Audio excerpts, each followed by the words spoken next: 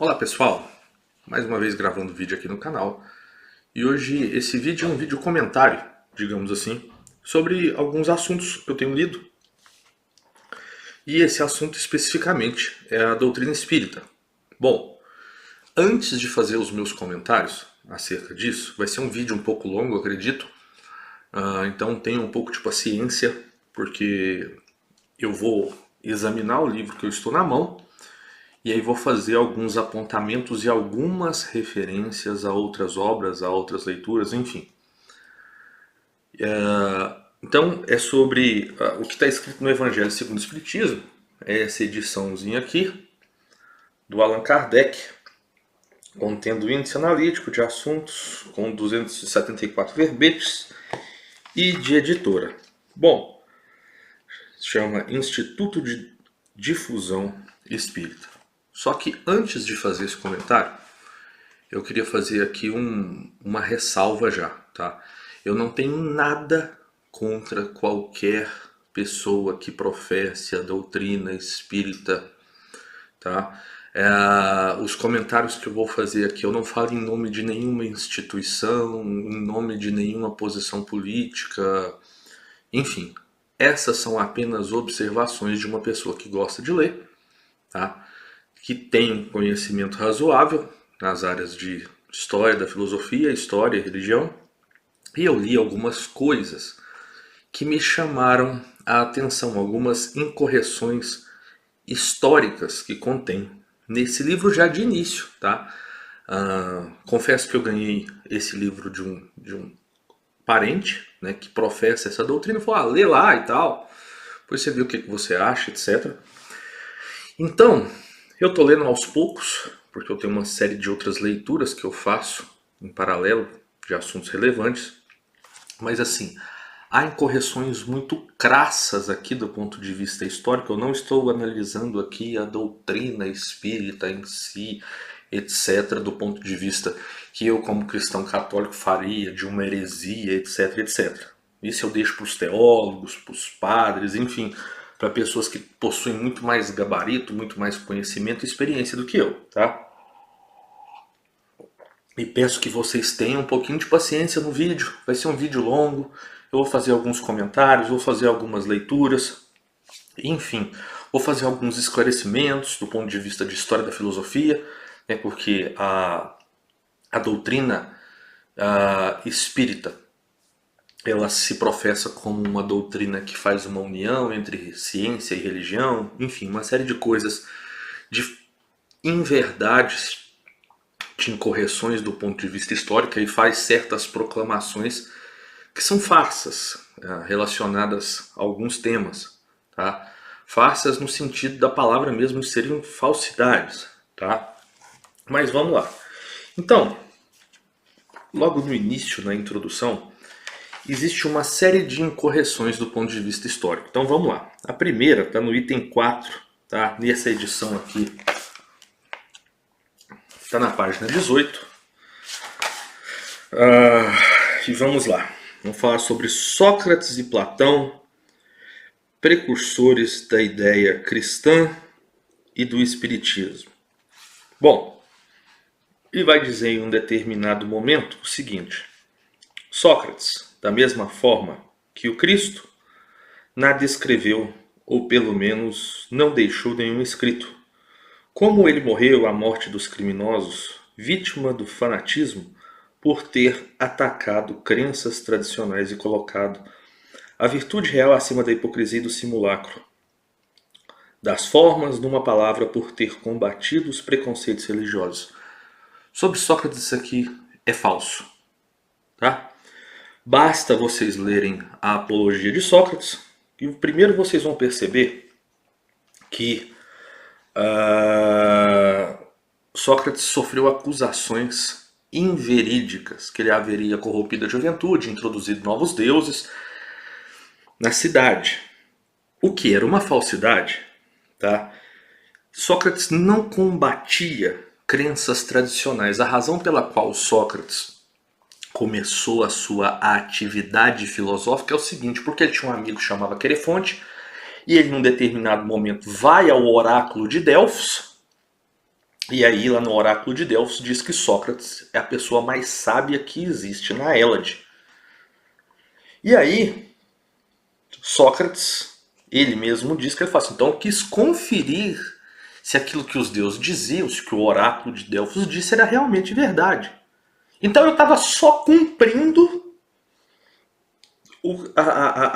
o dito dos deuses para conferir se eu realmente era o mais sábio.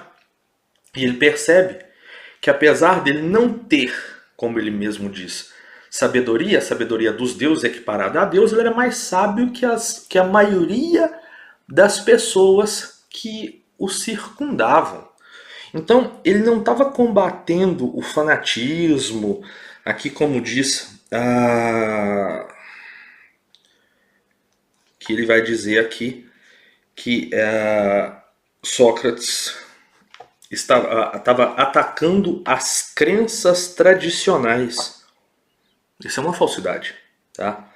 Não bastasse isso, então Sócrates não estava combatendo crenças tradicionais. Como? Tiago, só lê os diálogos platônicos, em especial Apologia. Tem aqui o maior historiador sobre Platão da atualidade, História da Filosofia do Giovanni Reale, tá? E do Dario Antiseri, que é esse volume 1. Tá? Então vocês vão, principalmente pela leitura dos diálogos platônicos. Segundo ponto aqui diz aqui o seguinte, mais para baixo. Da mesma forma, ainda, não conhecemos a doutrina de Jesus senão pelos escritos dos seus discípulos. Não conhecemos a de Sócrates senão pelos escritos do seu discípulo Platão. Isso também é uma inverdade. Tá? Há outras fontes que fazem referência a Sócrates. Tá? Xenofonte, que também era um discípulo seu, e o próprio Aristófanes, na sua Comédia às Nuvens, vai falar sobre Sócrates. Inclusive, existe um banquete de Platão e existe um banquete do Xenofonte. Então, isso aqui também é uma imprecisão histórica enorme. E é interessante porque aí, às vezes as pessoas vão comentar depois no vídeo aqui, que é sempre aquele argumento que é impossível de se debater sobre ele, que aí foi uma revelação dos espíritos. Gente, nós temos a historiografia.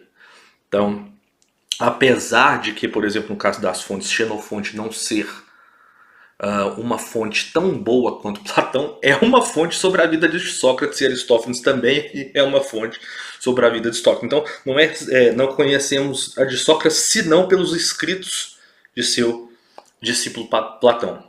Essa é uma incorreção. Mais uma incorreção. Logo na frente, na página 19, vai dizer resumo da doutrina de Sócrates e de Platão. Tá? Bom, do ponto de vista histórico,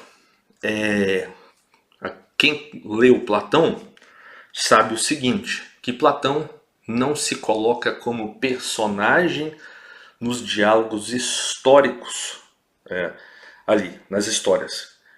Segundo a maioria dos historiadores, ele aparece nas leis como o ateniense ou o estrangeiro, mas não tem ali.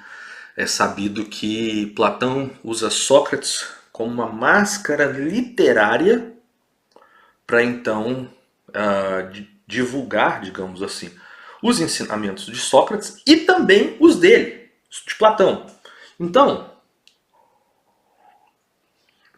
inclusive na obra do Giovanni Reale, você vai pegar o Copleston, por exemplo, os capítulos são separados, Sócrates e Platão. Tá? As doutrinas de Sócrates e Platão não eram as mesmas. Tá? Inclusive, quando você vai estudar historiografia, você vê que a obra de Platão se divide em 3 partes, em 3 períodos, e a boa parte dos historiadores vão dizer que Sócrates, a sua doutrina era mais do ponto de vista ético. Tá? Quando se entra em doutrinas relacionadas à alma, essa já seria uma doutrina de Platão. Por quê? Porque a academia platônica estava influenciada por pitagóricos. Então, já de pronto, quando ele vai falar o homem é uma alma encarnada, no item 1, antes da sua encarnação ela existia unida aos tipos primordiais, as ideias do verdadeiro, do bem, do belo, ele se separa, reencarna. Bom, essa doutrina aqui não é de Sócrates. Tá? Essa seria uma doutrina de Platão influenciada pelos pitagóricos. Não é Platão que cria essa doutrina. tá? A noção de que existe uma alma e que essa alma um dia teve uma falta primordial e aí retorna e tal. Na verdade, não é nem reencarnação, é metempsicose. Basta vocês olharem os capítulos que tratam de Pitágoras, tá?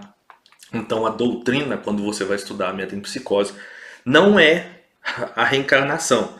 E essa doutrina da alma, ela vem ainda anteriormente dos pitagóricos da religião ófica, que era uma religião, digamos assim, outsider, dentro do que existia a religião oficial e existia essa outra religião que não era oficial, mas que ela que a doutrina ófica que vai trazer essa questão da imortalidade da alma, tá? Então, isso aqui também já não bate, porque a doutrina de Sócrates e Platão não são a mesma doutrina. Ela não é a mesma doutrina. Os pensamentos não são os mesmos. Eles pensam coisas diferentes, tá? Basta, como eu disse, ler as obras de Platão e que você vai perceber assim, quando você se acostuma, você vai ver o que é Sócrates e o que é Platão. Inclusive os primeiros diálogos que estão mais centrados, que é pacífico do que aquele ali, aqueles primeiros diálogos eram um pensamento de Sócrates, esses diálogos sempre chegam em aporias e não trabalham com mitos relacionados à imortalidade da alma que vem para diálogos da metade da vida de Platão para frente. Que aí já seria aquilo que é enunciado pela própria doutrina de Platão. Então, aqui tem mais uma incorreção e, como eu disse, a doutrina da imortalidade da alma não é com Platão. Ela vem dos pitagóricos influenciados ali pelos óficos, pela religião ófica, e isso era metempsicose, não era reencarnação. Tá, mas sigamos aqui mais um pouco. Na página 27 vai dizer o seguinte, que aliança da ciência e da religião. E quando você lê esse texto, vai falar que a ciência e a religião não puderam se entender até hoje, porque cada um examinando as coisas do seu ponto de vista. Bom, quem escreveu isso aqui parece que não tem muito conhecimento relacionado à filosofia escolástica e os desenvolvimentos científicos da Igreja Católica, em especial na Idade Média. Pesquisa um livro que se chama A Idade da Razão. Me falhou agora o autor, mas é uma referência simples. Pesquisem A Idade da Razão. Vai falar sobre os inventos e os desenvolvimentos científicos. E se você lê, por exemplo, a doutrina de Santo Tomás de Aquino sobre a psicologia de Santo Tomás de Aquino, Santo Alberto Magno, Duns Scott, que eles vão fazer estudos sobre a inteligência, sobre a percepção, tá tudo ali, tá? Então, não existe. Outro ponto interessante é que a teoria do Big Bang foi criada por um padre. Então não existe essa... Fica dando a impressão de que havia um divórcio entre ciência e religião e quem veio fazer esse casamento dar certo é o espiritismo. Isso também é uma mentira. Tá? Basta, como eu disse, recorrer a essas fontes históricas que eu estou citando aqui. Tá?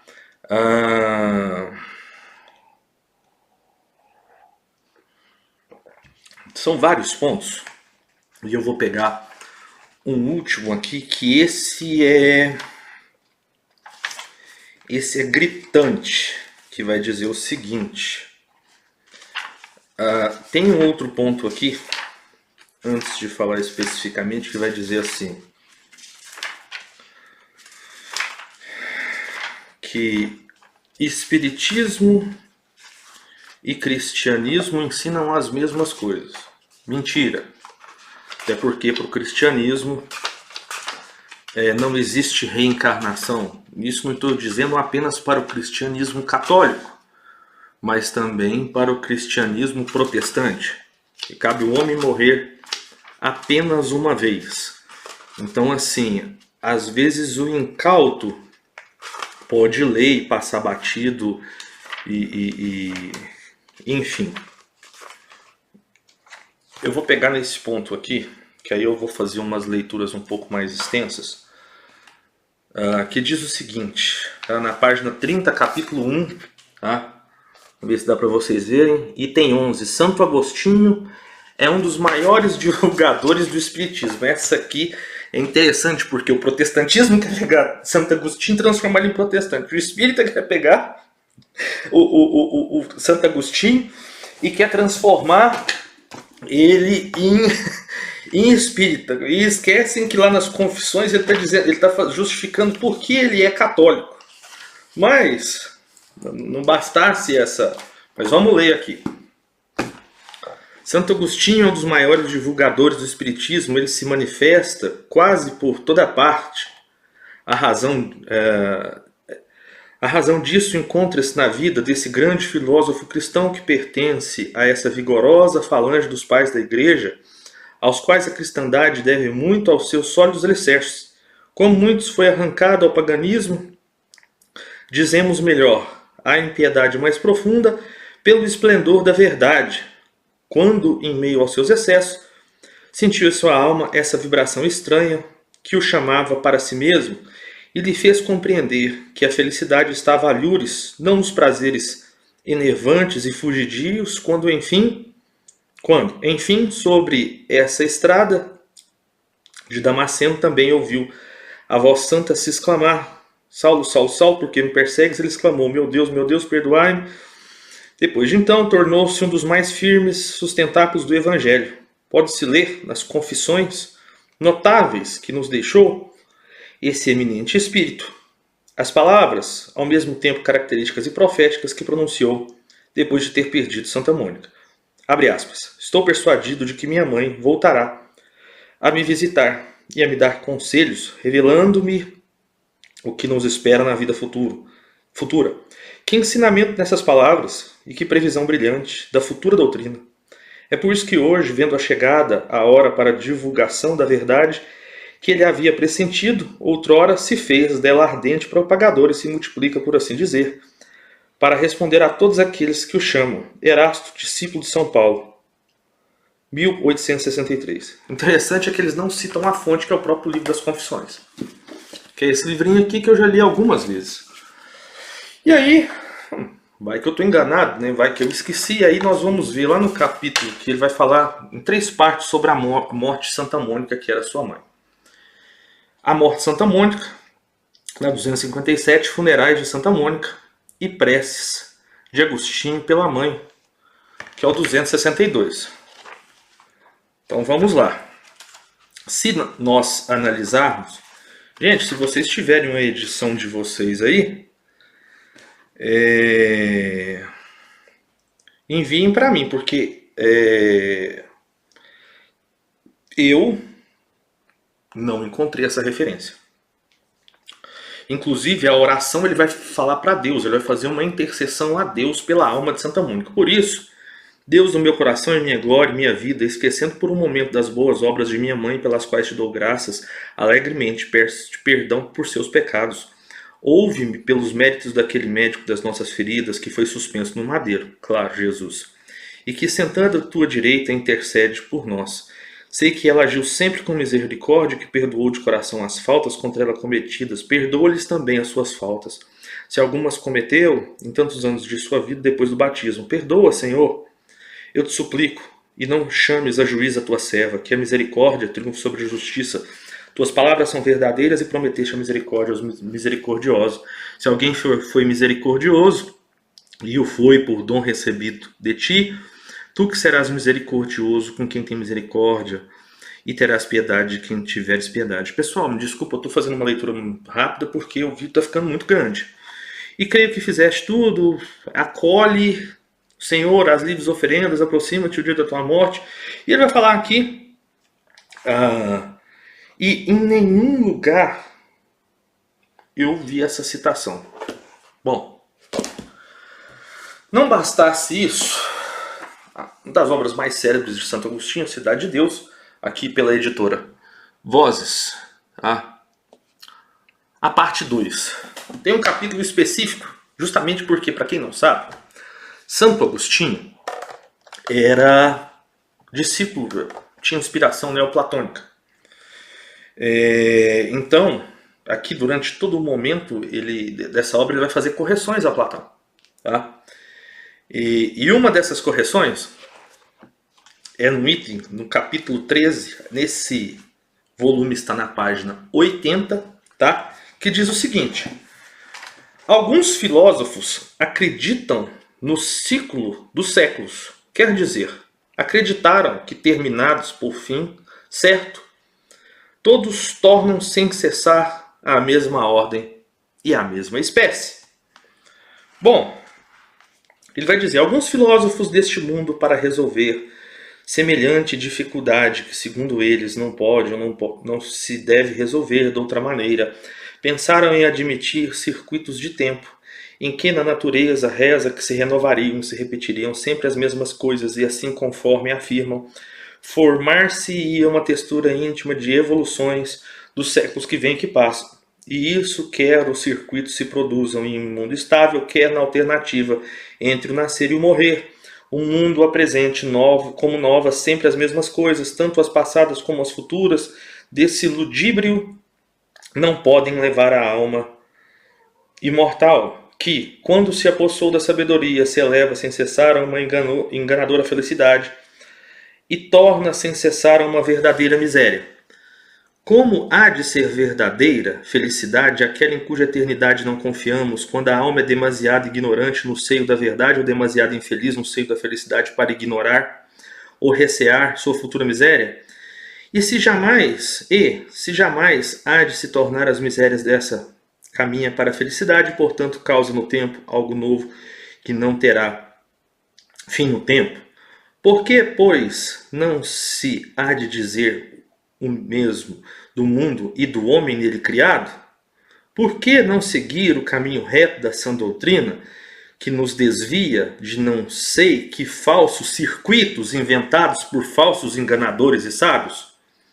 Alguns há que pretendam, deva certa passagem no livro do Salomão, intitulado Eclesiastes, ser entendida a favor de tais circuitos, que trazem e levam todas as coisas ao mesmo. É a seguinte, a passagem. Abre aspas. Que é que foi? O mesmo que será. E o que é que foi feito? O mesmo que se há de fazer. Não há nada novo debaixo do sol. Quem falará e dirá, eis coisa nova? Já existiu nos séculos anteriores a nós.